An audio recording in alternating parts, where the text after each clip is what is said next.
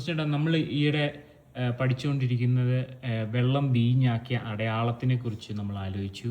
പിന്നെ അതിൻ്റെ practical application കഴിഞ്ഞ ക്ലാസ്സിൽ നമ്മളത് ഡിസ്കസ് ചെയ്തു. അപ്പോൾ ഈ പഴയ നിയമത്തിലും ഈ അടയാളങ്ങൾ ഉണ്ടോ? അതിനെക്കുറിച്ചൊന്ന് പറയാമോ? തീർച്ചയായിട്ടും. പഴയ നിയമത്തിൽ ഉൽപ്പത്തി മുതൽ നോക്കിയാൽ നമുക്ക് അടയാളങ്ങൾ കാണാം. നമ്മളത് ശ്രദ്ധിക്കാത്തത് കൊണ്ടാണ്.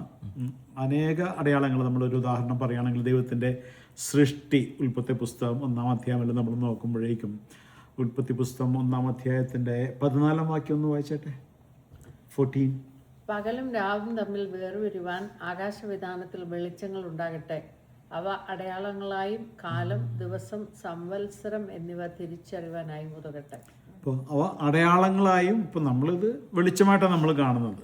പക്ഷെ ദൈവം ഇത് പറയുമ്പോഴേക്കും ഇതിനൊരു അടയാളമായിട്ട് വെച്ചിരിക്കുക. അന്ത്യസമയത്ത്, നാളിലേക്ക് നമ്മൾ അടുത്തുകൊണ്ടിരിക്കുന്നു.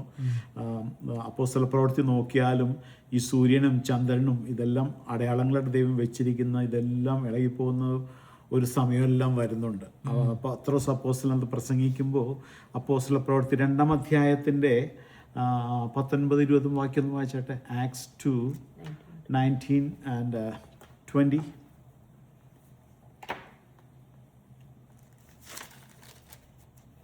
I will show wonders in heaven above and signs in the earth beneath, blood and fire and vapor of smoke. The sun shall be turned into darkness and the moon into blood before the coming of the great and awesome day of the Lord. അവിടെ എഴുതിയിരിക്കുന്നു, ഞാൻ മീതെ ആകാശത്തിൽ അത്ഭുതങ്ങളും താഴെ ഭൂമിയിൽ അടയാളങ്ങളും കാണിക്കും. രക്തവും തീയും പുകയാവിയും തന്നെ. കർത്താവിൻ്റെ വലുതും പ്രസിദ്ധവുമായ നാൾ വരും മുമ്പേ സൂര്യൻ ഇരുളായും ചന്ദ്രൻ രക്തമായും മാറിപ്പോകും. അപ്പോൾ ഇത് വചനത്തിൽ ഇതെല്ലാം എഴുതി വെച്ചിട്ടുണ്ട്. പക്ഷേ ഇതിപ്പോൾ നമ്മൾ ആൾക്കാരോട് പറഞ്ഞു കഴിഞ്ഞാൽ ആളുകൾ ഇത് വിശ്വസിക്കുമോ? സൂര്യൻ ചന്ദ്രൻ രക്തമായിട്ട് മാറിപ്പോകും, സൂര്യൻ പ്രകാശം കെടുക്കാതിരിക്കും. ഇതെല്ലാം it is already written in the word of God. പല അടയാളങ്ങൾ പഴയ നിയമത്തിൽ മുഴുവൻ നമുക്ക് കാണാം. നമ്മൾ ഇസ്രായേൽ മക്കളുടെ ചരിത്രം നമ്മൾ പഠിക്കുകയാണെങ്കിൽ മോശ മുഖാന്തരം അവരെ ഈജിപ്തിൽ നിന്ന് പുറപ്പെടുവിച്ച് കൊണ്ടുവരുന്നുണ്ട്. മോശയെ ദൈവം വിളിക്കുമ്പോൾ തന്നെ അവിടെ ഒരു വലിയൊരു അടയാളമാണ് കാണിക്കുന്നത്. മുൾപ്പടർപ്പ് കത്തുന്നു, എന്നാലും മുൾപ്പടർപ്പ് വെന്തു പോകുന്നില്ല. അതൊരു വലിയൊരു അടയാളം ആയിട്ടാണ് കാണിക്കുന്നത്. പിന്നെ മോശ 10 ബാധകളെ അയച്ചിട്ടാണ് ഇവരെ വിടുവിക്കുന്നത്. ഫറവോന്റെ ഹൃദയം ഓരോ പ്രാവശ്യവും കഠിനമാകുന്നു. 10ാമത്തെ ബാധയ്ക്ക് ശേഷമാണ് ഫറവോൻ ഇവരെ ജനത്തെ വിട്ടയക്കുന്നത്. അപ്പം അതെല്ലാം ഓരോന്ന് പഠിച്ചാൽ അനേക കാര്യങ്ങൾ അതിനകത്തുണ്ട്. എന്നാൽ ആദ്യത്തെ അടയാളം നമ്മൾ നോക്കുമ്പോൾ തന്നെ മോശ നൈൽ നദിയിൽ വടി കൊണ്ട് അടിക്കുന്നു. ആ നൈൽ നദിയിലെ വെള്ളം രക്തമായിട്ട് തീർന്നതാണ് കാണിക്കുന്നത്. അപ്പോൾ യേശുവിൻ്റെ ആദ്യത്തെ അടയാളം എന്താണ്? വെള്ളം വീഞ്ഞാക്കിയ അത്ഭുതം. അപ്പം ഞാനത് പറഞ്ഞു, യേശു ദൈവം വചനമായിരിക്കുന്ന കർത്താവായ യേശു ക്രിസ്തു രക്തമായിട്ട് തീരുവാൻ, അല്ലെങ്കിൽ തൻ്റെ ജീവൻ നമുക്ക് വേണ്ടി നൽകുവാൻ ഈ ലോകത്തിലേക്ക് പ്രത്യക്ഷനായി, അല്ലെങ്കിൽ ലോകത്തിലേക്ക് കടന്നു വന്നു നമ്മളെ വിടുവിക്കാൻ വേണ്ടി. എന്തിനാ? രക്തം കൊടുത്താൽ നമ്മളെ വിലയ്ക്ക് വാങ്ങിയിരിക്കുന്നത്. അവസാനത്തുള്ളി രക്തം വരെ കാൽവരിയിൽ ചൊരിഞ്ഞിട്ടാണ്, ആ രക്തത്തിലൂടെയാണ് നമുക്ക് വീണ്ടെടുപ്പ് ഉള്ളത്. അപ്പോൾ പഴയ നിയമത്തിൽ അതിന് നിഴലാട്ട് നിൽക്കുന്ന ഇസ്രായേൽ മക്കളെ രക്ഷിക്കുവാൻ വേണ്ടി ആദ്യത്തെ അടയാളം തന്നെ വെള്ളം രക്തമാക്കുന്നത് കാണിക്കുന്നു. അതിനു മുമ്പ് നമ്മൾ ഒന്നും കൂടി ചിന്തിക്കുകയാണെങ്കിൽ, മോശ ഫറവോന്റെ കൊട്ടാരത്തിലേക്ക് പോകുന്നുണ്ട്. കൊട്ടാരത്തിലേക്ക് പോകുമ്പോൾ ആദ്യം അവിടെ ഒരു അടയാളം കാണിക്കുന്നുണ്ട്. അത് നമുക്കൊന്ന് ചിന്തിക്കാം. എക്സോഡസ്, പുറപ്പാട് പുസ്തകം 7-ാം അധ്യായത്തിലേക്ക് നമ്മൾ വന്നാൽ,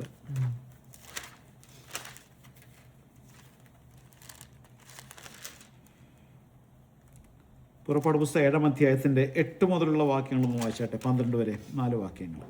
യഹോവ മോശയോടും അഹരോനോടും, ഫറവോൻ നിങ്ങളോട് ഒരു അത്ഭുതം കാണിപ്പീൻ എന്ന് പറഞ്ഞാൽ നീ അഹരോനോട് നിന്റെ വടിയെടുത്ത് ഫറവോന്റെ മുമ്പാകെ നിലത്തിടുക എന്ന് പറയണം.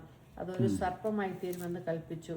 അങ്ങനെ മോശയും അഹരോനും ഫറവോന്റെ അടുക്കൽ ചെന്ന് യഹോവ തങ്ങളോട് കൽപ്പിച്ചതുപോലെ ചെയ്തു. അഹരോൻ തന്റെ വടി ഫറവോന്റെയും അവന്റെ ഭൃത്യന്മാരുടെയും മുമ്പാകെ നിലത്തിട്ടു. അത് സർപ്പമായി തീർന്നു. അപ്പോൾ ഫറവോൻ വിദ്വാൻമാരെയും ശുദ്രക്കാരെയും വിളിപ്പിച്ചു. മിസ്രൈമ്യ മന്ത്രവാദികളായ ഇവരും തങ്ങളുടെ മന്ത്രവാദത്താൽ അതുപോലെ ചെയ്തു. അവർ ഓരോരുത്തൻ താന്താന്റെ വടി നിലത്തിട്ടു. അവയും സർപ്പങ്ങളായി തീർന്നു. എന്നാൽ അഹരോന്റെ വടി അവരുടെ വടികളെ വിഴുങ്ങിക്കളഞ്ഞു. നമുക്ക് ആ ചരിത്രങ്ങൾ അറിയാം, നമ്മളത് പഠിച്ചിട്ടുണ്ട് അല്ലേ? ഈ വടി താഴ്ത്തിയിടുന്നു, വടി താഴ്ത്തിയിടുമ്പോൾ അത് സർപ്പമായിട്ട് തീർന്നു. സർപ്പം എന്തിനാ റെപ്രസെന്റ് ചെയ്യുന്നത്? പാപത്തെ അല്ലേ, പാപം അറിയാത്തവനെ നാം അവനിൽ ദൈവത്തിൻ്റെ നീതിയാകേണ്ടതിന് അവനെ നമുക്ക് വേണ്ടി പാപം ആക്കി. 2 കൊരിന്ത്യർ 5-ാം അധ്യായത്തിൻ്റെ 21-ാം വാക്യം, അവസാന വാക്യമാണ് 2 കൊരിന്ത്യർ. അപ്പോൾ പാപം, സർപ്പം പാപത്തെയാണ് കാണിക്കുന്നത്. അതുകൊണ്ട് പഴയ നിയമത്തിലെ സംഖ്യാപുസ്തകം പഠിക്കുമ്പോൾ നമുക്കത് കാണാം. പാമ്പ് കടിയേറ്റ് ജീവിതങ്ങൾ മരിച്ചപ്പോഴേക്കും യഹോവയെ ദൈവം അഹരോനോട് മോശയോട് പറയുന്നുണ്ട്, നീ താമ്ര സർപ്പത്തെ ഉണ്ടാക്കി ഒരു കൊടിമരത്തിൽ തൂക്കുക. ഓക്കെ, പാമ്പ് കടിയേറ്റ് ആരെങ്കിലും ഈ താമ്ര സർപ്പത്തെ നോക്കിയാൽ അവൻ ജീവിക്കും. അപ്പം കർത്താവ് യേശു ക്രിസ്തുവിൻ്റെ കാൽവരിയിലെ മരണത്തെ, ഇല്ലെങ്കിൽ ആ കാൽവരിയിലെ മരണത്തെ നോക്കുന്നവൻ, ഇല്ലെങ്കിൽ അത് വിശ്വസിക്കുന്നവൻ, ആ മരണം എനിക്ക് വേണ്ടിയാണെന്ന് വിശ്വസിക്കുന്നവൻ അവരുടെ പാപത്തിൽ നിന്ന് രക്ഷപ്പെടും എന്നുള്ള എൻ്റെ ഒരു സിംബോളിക് പിക്ചറാണ്. പാമ്പ് കടിയേറ്റ് ജനങ്ങളെല്ലാം മരിച്ചപ്പോൾ ആ താമ്രസൽപ്പം കൊണ്ട്, താമ്രം എപ്പോഴും ജഡ്ജ്മെന്റിനെ കാണിക്കുന്നത്.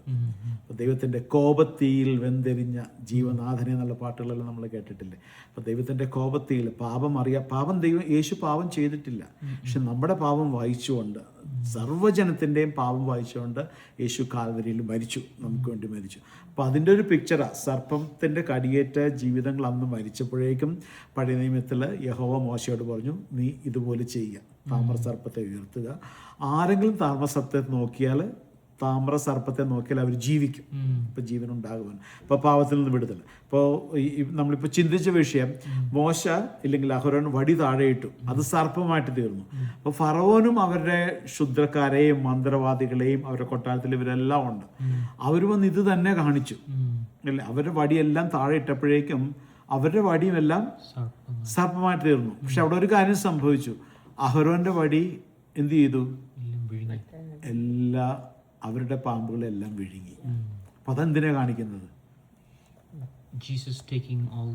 All our since.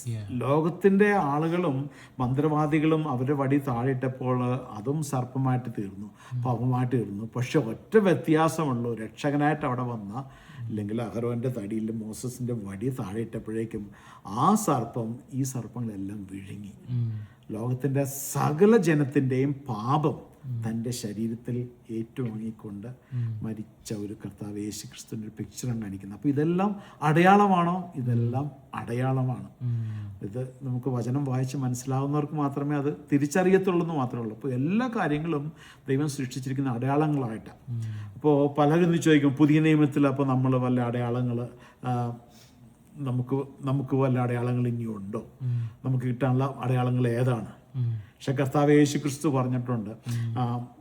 വചനത്തിൽ വേറൊരു വാക്യമുണ്ട്, കൊരിന്ത്യർ ലേഖനത്തിൽ, യഹൂദന്മാർ അടയാളം അന്വേഷിക്കുകയും യവനന്മാർ ജ്ഞാനം അന്വേഷിക്കുകയും ചെയ്യുന്നു. ഞങ്ങളോ ക്രൂശിക്കപ്പെട്ട ക്രിസ്തുവിനെ പ്രസംഗിക്കുന്നു. പൗലോസ് അപ്പോസ്തലൻ പറയുന്നു, 1 കൊരിന്ത്യർ 2-ാം അധ്യായത്തിലെ വാക്യമാണ്. നമുക്കത് വായിക്കണ്ട. അപ്പോൾ പുതിയ നിയമത്തിൽ നമുക്ക് ഒരടയാളമേ യേശു ക്രിസ്തു നമുക്ക് തന്നിട്ടുള്ളൂ. ലൂക്കോസിന്റെ സുവിശേഷത്തിൽ അതുണ്ട്, വേണമെങ്കിൽ നമുക്കൊന്ന് വായിക്കാം. ലൂക്കോസിന്റെ സുവിശേഷം 11-ാം അധ്യായത്തിന്റെ 29-ഉം 30-ഉം വാക്യം.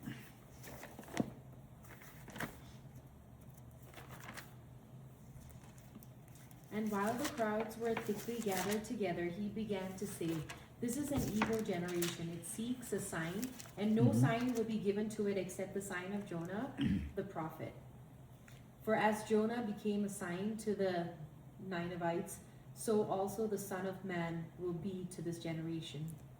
അപ്പോൾ 29-ാം വാക്യം പറയുന്നത്, പുരുഷാരം തിങ്ങിക്കൂടിയപ്പോൾ അവൻ പറഞ്ഞു തുടങ്ങിയത്, കർത്താവ് യേശു ക്രിസ്തു പറഞ്ഞു തുടങ്ങിയത്, ഈ തലമുറ ദോഷമുള്ള തലമുറയാവുന്നു, അത് അടയാളം അന്വേഷിക്കുന്നു. യോനയുടെ അടയാളമല്ലാതെ അതിന് ഒരു അടയാളവും കൊടുക്കുകയില്ല.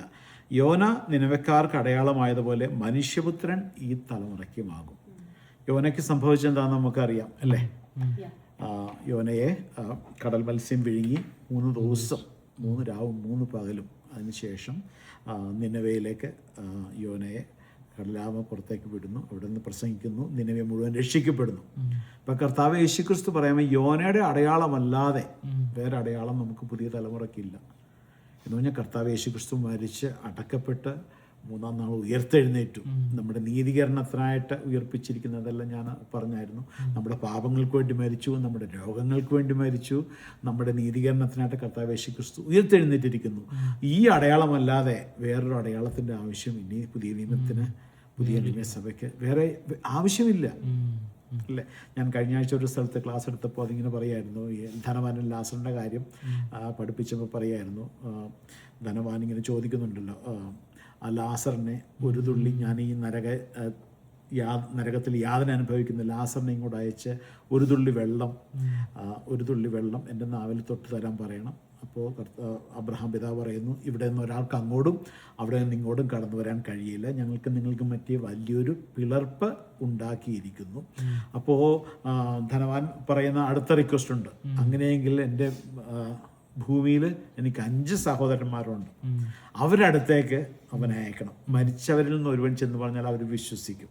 അപ്പോൾ അവിടെയും അബ്രഹാം പിതാവ് പറയുന്നൊരു കാര്യമുണ്ട്, അവർക്ക് മോശയും പ്രവാചകന്മാരും ഉണ്ടല്ലോ, അവരുടെ വാക്ക് അവർ വിശ്വസിച്ചില്ലെങ്കിൽ മരിച്ചിട്ട് ഒരാൾ ചെന്നാൽ പോലും വിശ്വസിക്കത്തില്ല എന്ന് പറഞ്ഞാൽ, പഴയ നിയമത്തിൽ 5 പുസ്തകങ്ങൾ, ആദ്യത്തെ 5 പുസ്തകങ്ങൾ മോശയുടെയും പിന്നെ പ്രവചന പുസ്തകങ്ങൾ ഇതെല്ലാം ഉണ്ട്. അപ്പോൾ ഇതിലൂടെ എല്ലാം വായിച്ച് കർത്താവ് യേശുക്രിസ്തു രക്ഷകൻ എന്നുള്ള ഒരു നമ്മൾ തിരിച്ചറിഞ്ഞില്ല എങ്കിൽ മരിച്ചിട്ട് ഒരാളൊന്നും പറഞ്ഞാൽ എഴുന്നേൽക്കത്തില്ല. അപ്പോൾ പുതിയ നിയമത്തിൽ നമുക്ക് ഇനി പുതിയൊരു അടയാളത്തിൻ്റെ ആവശ്യമുണ്ടോ? അടയാളത്തിൻ്റെ ആവശ്യമില്ല. യോനയുടെ അടയാളമല്ലാതെ വേറൊരു അടയാളം ആവശ്യമില്ല. അവിടെ ആ വാക്യം എഴുതിയിരിക്കുന്നത് എങ്ങനെ? ഒന്നുകൂടി 20-ാമത്തെ വാക്യം 30-ാമത്തെ വാക്യം, യോന നിനവേക്കാർക്ക് അടയാളമായതുപോലെ മനുഷ്യപുത്രൻ ഈ തലമുറയ്ക്കുമാകും.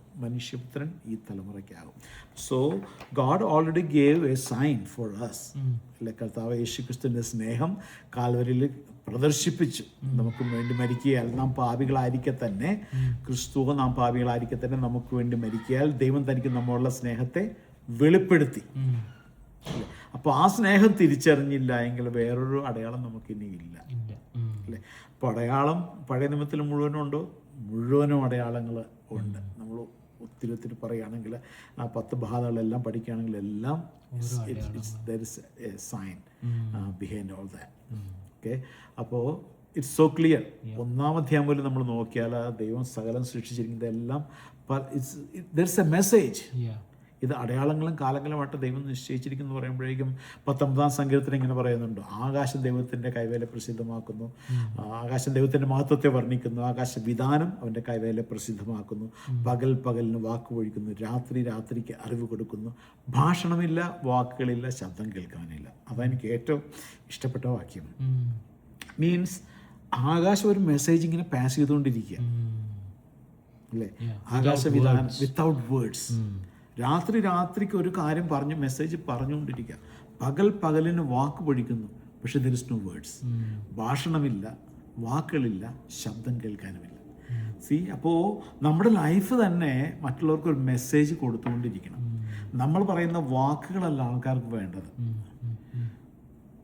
അതിനേക്കാൾ ഉപരിയായിട്ട് നമ്മളുടെ സംസാരത്തിൽ, നമ്മുടെ പ്രവൃത്തിയിൽ കർത്താവ് യേശുക്രിസ്തുവിനെ ഇല്ലെങ്കിൽ ആ സ്വഭാവം മറ്റുള്ളവർക്ക് മനസ്സിലാകണം. ഞാൻ എപ്പോഴും ഒരു ഉദാഹരണം പറയാറുള്ളത് പോലെ, നമ്മൾ കേരളത്തിൽ നിന്ന് വന്ന ആളുകളായതുകൊണ്ട് ഫ്രൂട്ട് ട്രീസിനെ കുറിച്ചൊക്കെ നമുക്കറിയാം, അല്ലേ?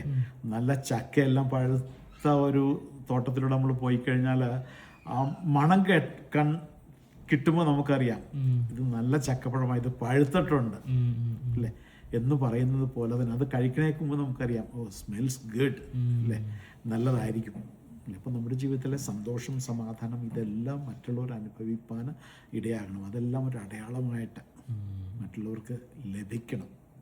ഓക്കെ, അപ്പോൾ അടയാളമുണ്ടോ? തീർച്ചയായിട്ടും അടയാളമുണ്ട്. ഞാൻ ആദ്യം പറഞ്ഞ ഇത് തന്നെ ഏറ്റവും വലിയ ആ വടിയെ ഇട്ട് സർപ്പമായിട്ട് തീർന്നു. ലോകത്തിൻ്റെ മുഴുവൻ പാപങ്ങളെയും അഹരോൻ്റെ വടി വിഴുങ്ങിയതുപോലെ തന്നെ ലോകത്തിൻ്റെ സകല പാപങ്ങളും, ശാപങ്ങളും, രോഗങ്ങളും തൻ്റെ ശരീരത്തിൽ കർത്താവ് യേശുക്രിസ്തു വഹിച്ചു. അതുകൊണ്ട് അവൻ്റെ ശരീരം അവൻ്റെ രക്തത്തുള്ളികളായിട്ട്, വേർപ്പ് രക്തത്തുള്ളികളായിട്ട് ശരീരത്തിൽ നിന്ന് പുറപ്പെട്ടത്. ആ ഒരു അടയാളമല്ലാതെ നമുക്കിനി വേറൊരു അടയാളം ഇല്ല. അത് ക്ലിയർ ആയെന്ന് ഞാൻ വിശ്വസിക്കുന്നു. ഇപ്പം നിങ്ങൾക്ക് ഇനി വചനം വായിക്കുമ്പോൾ നിങ്ങൾക്ക് തന്നെ പല കാര്യങ്ങളും മനസ്സിലാവും. ഈ ഒരു സെൻസിൽ, പെർസ്പെക്റ്റീവിൽ നമ്മൾ നോക്കുമ്പോഴേക്കും oh this is what it is, ഇത് അതാണ് എന്നുള്ളൊരു കാര്യം നമുക്ക് തന്നെ വെളിപ്പെട്ട് കിട്ടും. ഓക്കെ, ദൈവത്തോടത് പരിശുദ്ധാത്മാവിനോട് ചോദിച്ചാൽ മതി, വാട്ട് ഈസ് ഇറ്റ്, എനിക്കത് മനസ്സിലാകുന്നില്ല. അപ്പോൾ ദൈവം അത് വെളിപ്പെടുത്തി തരും. എനിവേ, ദൈവം സഹായിക്കട്ടെ. Thank you. God bless.